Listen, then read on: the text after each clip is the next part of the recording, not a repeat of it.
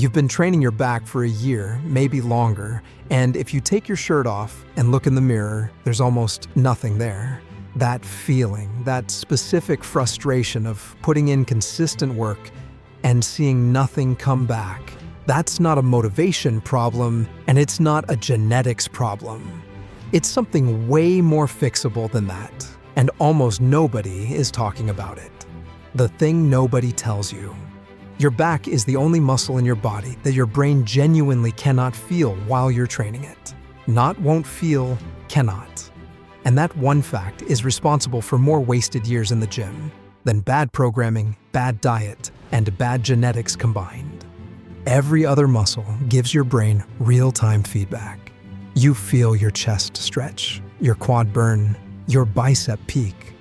Your brain uses that to keep sending effort to the right place.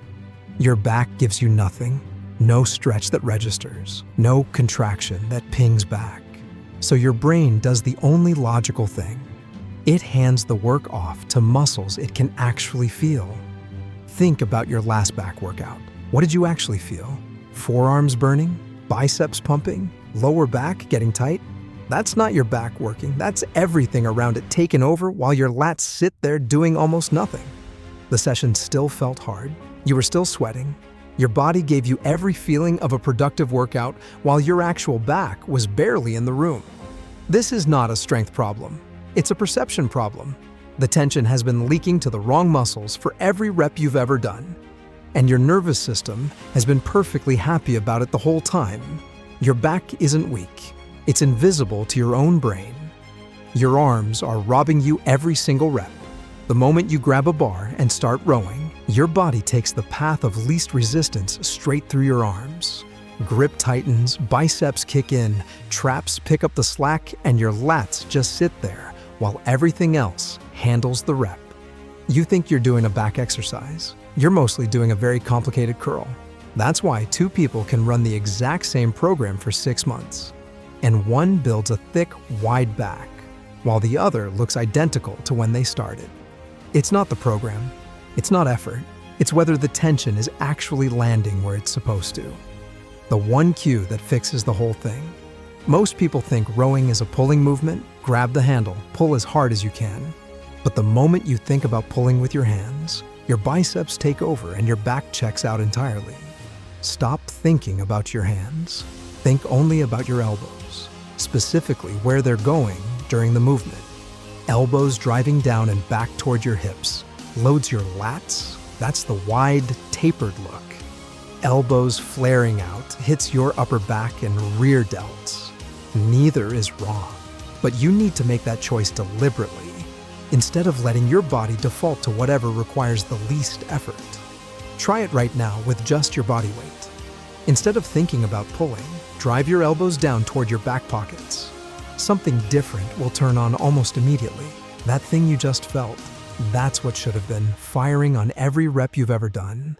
The weight didn't change. Your nervous system finally showed up. You're going too fast.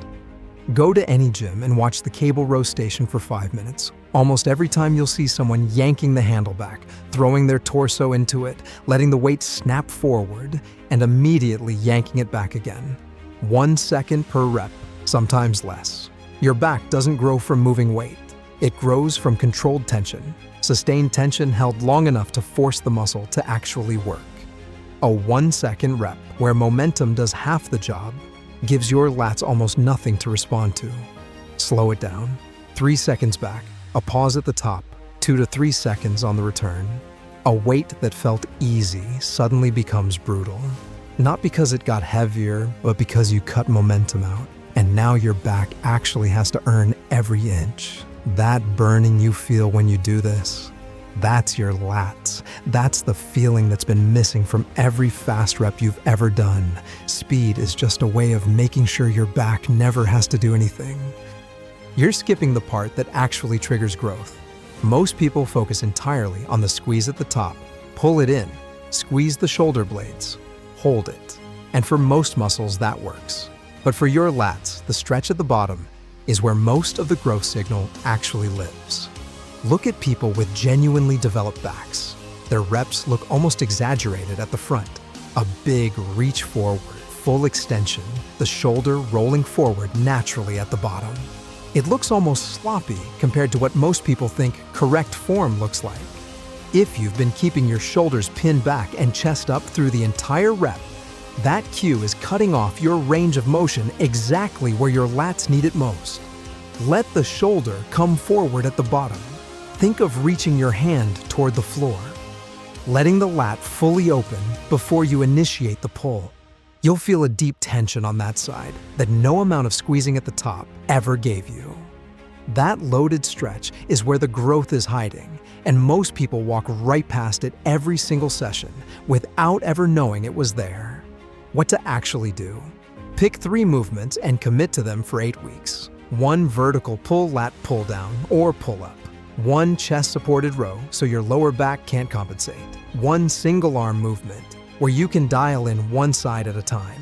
That's the whole program. No rotating, no switching, no variety for variety's sake. Every set, 4 things. Drop the weight enough to own every rep. Lead with elbows, not hands. Let the stretch happen at the bottom, and pause at the top long enough to confirm your back got the weight there, not your arms.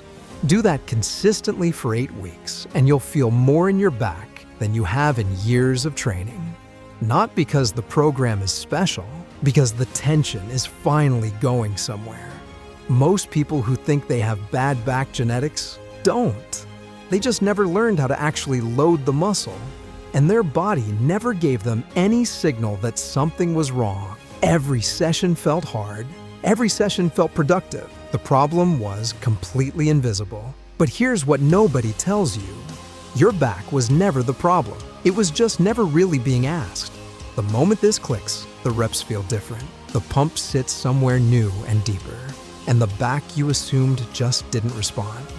It was there the whole time, waiting for the tension to finally arrive. You were never stuck because of your body. You were stuck because the tension was going somewhere else the whole time. One thing. Fix that one thing, and everything you've already put in finally starts to pay off.